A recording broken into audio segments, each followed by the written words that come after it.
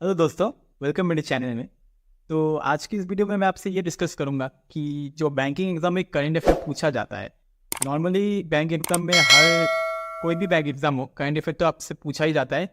Mains exam में ज़्यादातर ये पूछा जाता है। तो बच्चों को बहुत प्रॉब्लम होता है कि करंट अफेयर याद कैसे करें। ठीक है, नॉर्मली देखिए, कोई भी एग्ज़ाम हो बैंक का, आपको मैं जिस दिन एग्ज़ाम होता है उस दिन से लास्ट 6 मंथ का करंट अफेयर नॉर्मली पूछा जाता है। कई बार इससे ज़्यादा भी पूछ लिया जाता है, लेकिन इन जनरल अगर आप 6 महीने का करंट अफेयर करते हो हो जाता है, एनफ होता है। ठीक है, तो ये 6 महीने का करंट अफेयर आपको बहुत ही डिटेल में पढ़ना होता है, बहुत ही डिटेल में आपको ये चाहिए होता है, क्योंकि क्वेश्चन बहुत ही डीप में पूछा जाता है और दिन ब दिन लेवल बढ़ रहा है। ठीक है, तो सबसे पहले मैं और अभी तो रुको, क्लाइमैक्स अभी बाकी है। आपको बताता हूँ कि आप मतलब आपका ये क्वेश्चन रहता है कि पढ़ना क्या है। क्या हम डेली बेसिस पे करंट अफेयर पढ़े या फिर मंथली बेसिस पे पढ़े या कैसे पढ़े। तो देखिए, मैं जो बता रहा हूँ आपको कि आप डेली बेसिस पे करंट अफेयर जरूर पढ़िए, और Q&A जो PDFs आते वो पढ़ सकते हो। और अगर डिटेल PDF जो है वो पढ़ लो तो और अच्छा है, लेकिन इतना टाइम नहीं होता है, फिर बहुतों को इतना याद रखने में भी प्रॉब्लम होता है। ठीक है, तो मेरा मानना ये है कि अगर आप ज़्यादा चीज़ें पढ़ लोगे और उसको याद ही नहीं रख पाओगे एग्ज़ाम में, तो कोई फ़ायदा नहीं है। ठीक है, तो इतना ही उतना ही पढ़ो जितना आप याद रख सकते हो, ज़्यादा मत पढ़ो। ठीक है, सपोज ये मान लो कि आप जो वन लाइनर PDF है उसको पढ़ना चाहते हो। Q&A PDF जो वन लाइनर PDF होता है वो पढ़ लो, ठीक है, लेकिन हर एक लाइन को थोड़ा डिटेल में पढ़ो, क्योंकि अभी कंपटीशन बढ़ रहा है, तो क्वेश्चन का लेवल भी बढ़ते जा रहा है, तो थोड़ा डिटेल में आपको पढ़ना ही होगा। और Q&A PDF वन लाइनर या जो भी पढ़ो, डेली बेसिस पे पढ़ना। करंट अफेयर जो आप पढ़ोगे वो पढ़ने में और रिवाइज करने में टाइम बहुत जाएगा। ठीक है, ये ऐसा भी हो सकता है कि आपका पूरा मॉर्निंग पोर्शन ये करंट अफेयर भी ले रहा है, तो ले रहा है तो लेने दीजिए, टाइम लग रहा है तो लगने दीजिए, क्योंकि करंट अफेयर ही एक ऐसा चीज़ है जो आपका मार्क्स बढ़ाएगा। ठीक है, बाकी रीजनिंग, इंग्लिश, मैथ्स तो जितना आप करते हो उतना ही दूसरे भी कर लेंगे, लेकिन करंट अफेयर एक ऐसा सेक्शन होता है जो फ्लक्चुएट करता है मार्क्स। ठीक है, आप इसी पे स्कोर कर पाओगे।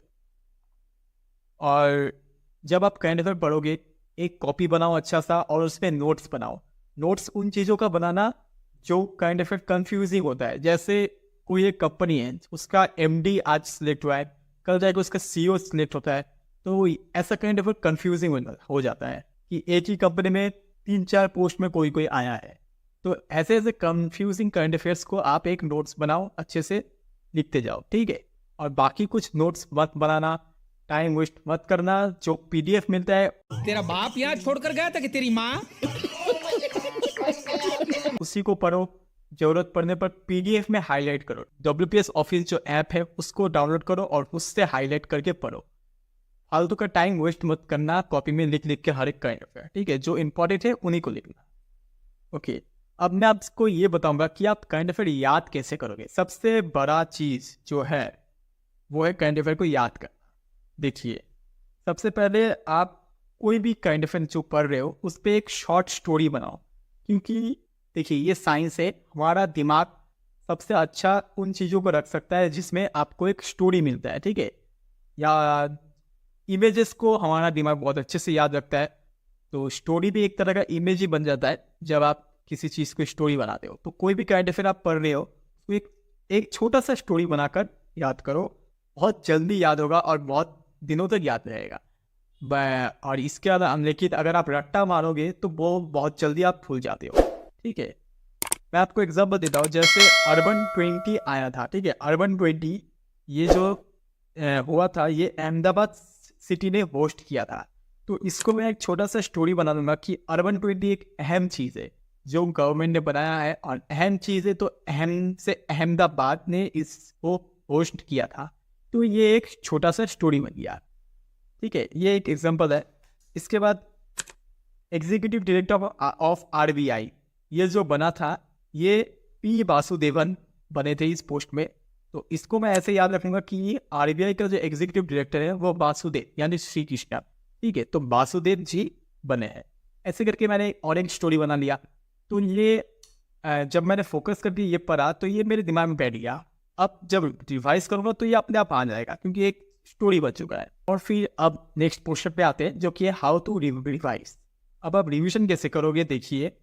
सपोज आपने 4 महीने से करंट अफेयर पढ़ रहे हो, 4 महीने करंट अफेयर अभी कंप्लीट हुआ है, तो आज आप कैसे रिवाइज करोगे और अभी तो रुको, क्लाइमैक्स अभी बाकी है। और पढ़ोगे? आज आप आज का जो करंट अफेयर है नया वाला वो पढ़ोगे, और ये पढ़ने के बाद लास्ट जो 2 से 3 दिन करंट अफेयर आपने पढ़ा था, लास्ट 2-3 दिन उसको रिवाइज करोगे, ठीक है। इसके बाद लास्ट मंथ का जो करंट अफेयर वो पढ़ा था उसका 1 दिन का जो करंट अफेयर है वो रिवाइज करोगे।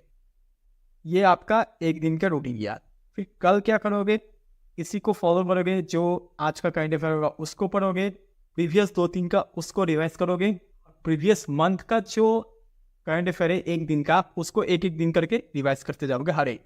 तो ऐसे क्या होगा, एक ही महीने में आप डेली करंट अफेयर पढ़ रहे हो, प्लस प्रीवियस मंथ का जो करंट अफेयर है वो भी 1-1 दिन का रिवाइज करते जा रहे हो। प्रीवियस मंथ भी कंप्लीट होगा और ये मंथ भी कंप्लीट होगा। फिर नेक्स्ट मंथ पे जाके आप नेक्स्ट मंथ वाला पढ़ोगे और प्रीवियस कोई और एक मंथ का रिवाइज करोगे, ठीक है। तो प्रीवियस मंथ्स भी आपका रिवाइज होते रहेगा और साथ में नया करंट अफेयर भी आप पढ़ते जाओगे। अब आप पूछोगे कि इस पर बहुत टाइम जा रहा है, बहुत टाइम कंज्यूमिंग है। मुझे पता है टाइम कंज्यूमिंग है, और करंट अफेयर सेक्शन अभी एक बहुत ही इंपॉर्टेंट चीज़ है। इस पर मार्क्स लाना आपका बहुत ही इंपॉर्टेंट है, कट ऑफ क्लियर नहीं होता है, ठीक है। तो इस पर टाइम जाएगा, तो टाइम दो, ठीक है। मैं जब पढ़ता था सुबह बैठता था, दोपहर 12-1 बज जाता था, तो बहुत टाइम ज़्यादा था। टाइम जाएगा ही, ये नॉर्मल चीज़ है, सबका टाइम जाएगा। तो टाइम दो, करंट अफेयर पढ़ो। तो आई होप मैं आपको इस वीडियो से करंट अफेयर आप कैसे याद करोगे, क्या स्ट्रैटेजी रहेगा, इस रिगार्डिंग हेल्प कर पाया। अगर आपके लिए अभी भी कोई भी डाउट है तो आप कमेंट में पूछ सकते हो, ठीक है। तो इस वीडियो में इतना ही।